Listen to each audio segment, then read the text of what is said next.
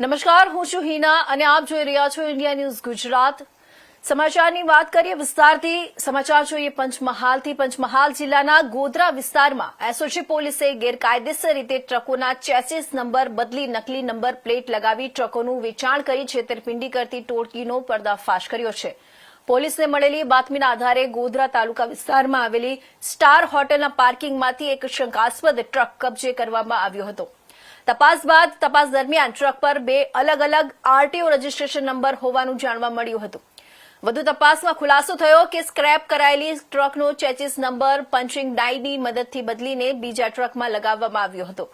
ત્યારબાદ ખોટી number plate લગાવીને તેને અસલી તરીકે દર્શાવી આરટીઓમાં રજીસ્ટ્રેશન પણ કરાવવામાં આવ્યું હતું।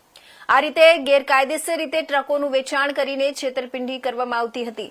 આ સમગ્ર કૌભાંડમાં સંડોવાયેલા બે આરોપીઓની ઓળખ થઈ છે અને તેમની સામે ગોધરા પોલીસ સ્ટેશનમાં ગુનો નોંધવામાં આવ્યો। પોલીસે ટ્રક કબજે કરી આગળની કાયદેસર કાર્યવાહી શરૂ કરી છે।